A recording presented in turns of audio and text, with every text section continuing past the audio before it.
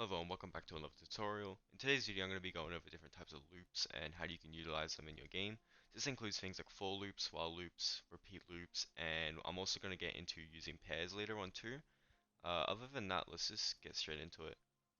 Okay, so the first loop I want to go through is called a for loop.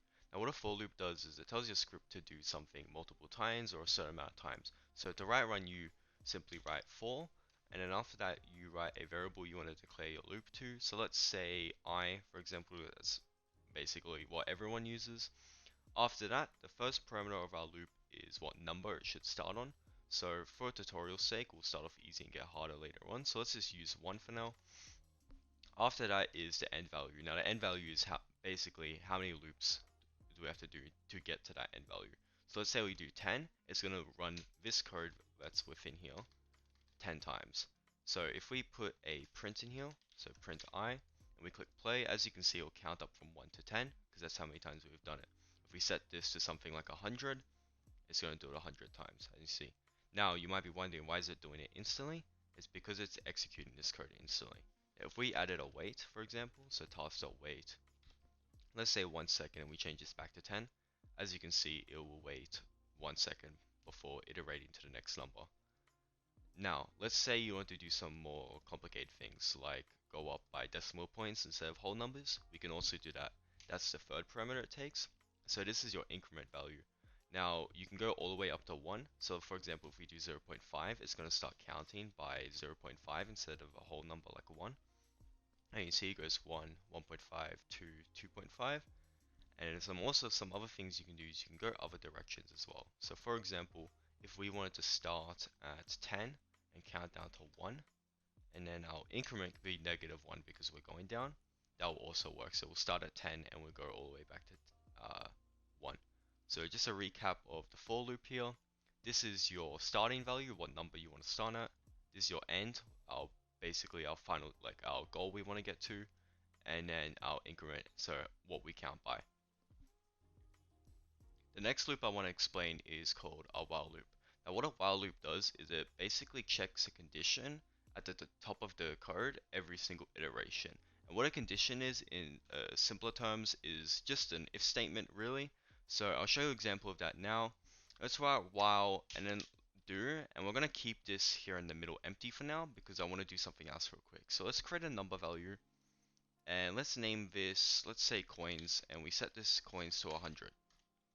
If we go back into a script, what this is going to do is it's going to loop, like the for loop, it's going to loop all this every iteration, all the code that's within here, but we actually have to give it a condition to check. So for tutorial's sake, let's say we want to check this coins value we have in the workspace, we can do that. So let's make a variable for our coins. Let's do local coins equals workspace, wait for child coins. And then from here, we can put it as our condition. If coins dot, let's say value is more than 100, then it'll keep on looping. So if we put print hello in here, it will run hello basically infinite. Now the issue with infinite is going to crash your studio. So what we need to do is, let's say we add a wait in here, that's going to fix it. Let's say 1 second. We click play now, it's going to say hello every single second because this condition is met. Coins equals 100 or bigger than 100. Now, on the other hand, if we go into our server here, as you can see, it's still running. It's still counting down. But we change our coins to something like 10 or 50, it's going to stop. As you see, I've changed it to 50. It stopped because this condition is no longer met. And that's what a while loop does. It basically does something until the condition is met. Now, if you want to do just a pure infinite loop, you can just do while true do, because while is always going to, true is always going to equal true. So that's another way if you want to do an infinite loop. Another way to break a loop is you can actually just write the word break in here and it'll stop. So what this is going to do, it's going to print hello once and then it's going to break. As you can see, it only printed it once. Now there is an issue with while loops, and that is any code that runs under the loop will never be reached. So if we print hello in here and this loop was going forever, so let's remove the break and set this back to a second. Actually, let's not write hello, let's write something different like bye, for example. And we click play here. It's never going to print out bye because it's always going to do this loop. So it's the actual term for this is called yielding, and it's going to yield our code because of this loop. Now, The most simple way to get around this is by using our coroutine. So to create run, we do local, let's say infinite, and let's call it cor equals coroutine dot create function, and then we can put our loop within here, within our coroutine, and then we can call our loop with coroutine dot resume and an infinite core. Now what this is going to do is basically going to run our loop now on a separate thread of the computer, of the server, sorry, and so it'll actually reach our by print. So it'll do our infinite loop, but also continue doing our code. And you can see here it printed by after the loop actually started and our loop is still running. The last loop I want to get to is called a repeat loop. Now a repeat loop is very similar to a while loop, but instead of checking the condition at the start of the code, it will always check it at the bottom. So what that means, let's say we write our repeat loop. So let's do repeat until, that's how we do it. And let's say we want to print hello for, and we're gonna wait, let's say 5 seconds. Now, let's bring back our coins value. Actually, we already have it here. And let's make our variable again. So local coins equals workspace wait for child coins. And as you can see, we have our value 100 here.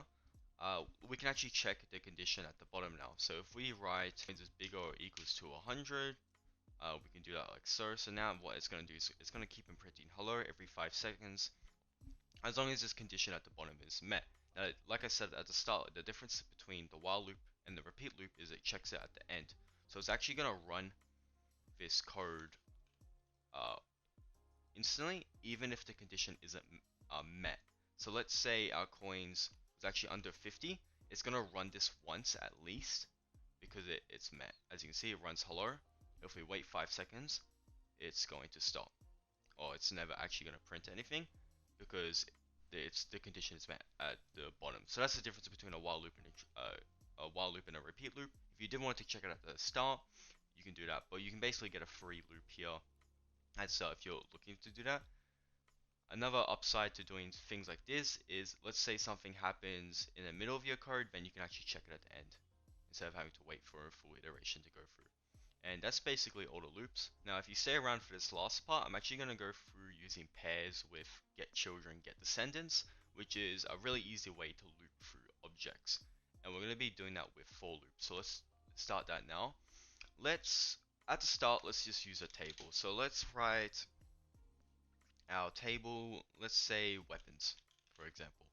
Local weapons, and it's going to be, we're going to have a wooden sword in here, and we're going to have a stone sword in here. Now with our table, we can actually iterate through this. So if we do for I, V in pairs, we can then put what we want to loop through. So let's put our weapons table in here and write do.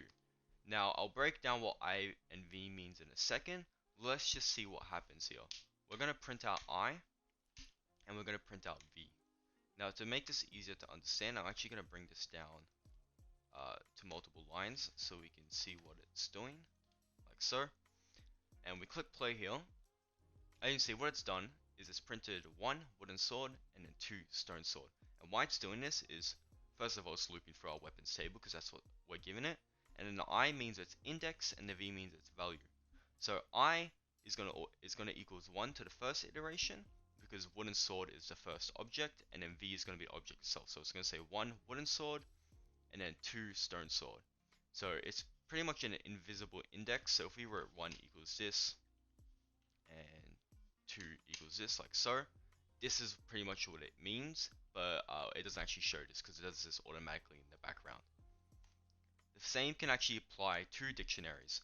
So if you wanted to make a dictionary instead of an array and wrote something like alpha JPEG equals 100 coins and another player 2 has 50 coins, and just like so, our index will actually then change. So let me stop and play the game here. As you can see, it's printed player 2 because that is the index, and it's printed the value of that index, which is 50, and it's going to alpha JPEG my name and then 100, like so. Now let's actually move to using get children and get descendants. Now because pairs basically loop through a table, we can also do that with objects, because get children and get descendants, what it does is it gets all the instances within another instance. So let's say we write for I v in pairs and we do workspace get children and then do and then print v like we did earlier. What this is actually going to do is it's going to convert every single instance within our workspace here into one big table. And as you can see, it's printed out camera, base plate, terrain, and spawn location, because those are all the things within the workspace. Now it hasn't given my character yet because this is ran before the characters join the game. Now, on the other hand, if we want to get absolutely everything in the workspace, including children of children, for example, this texture and decal within the spawn location base plate, we can then use get descendants instead. So get descendants will not only get everything in the under the workspace, but everything inside the things that are in the workspace. So as you can see here, it's actually printed the decal and spawn location on top of that because they're inside uh, these instances here. And yeah, that's everything. Hello, so welcome to this really random segment I have at the end here. I just basically want to explain with uploads I had here during this time of the channel. I really don't know what to upload because I don't know what would be good of a tutorial to make. So if you people actually have ideas, please leave them in the comments. I really do read them and I really need these ideas to keep making videos. I don't want to just simply pump out generic tutorials. I want to make things that people actually want. So yeah, please do. If you have any ideas, leave them down below, and thanks. Bye.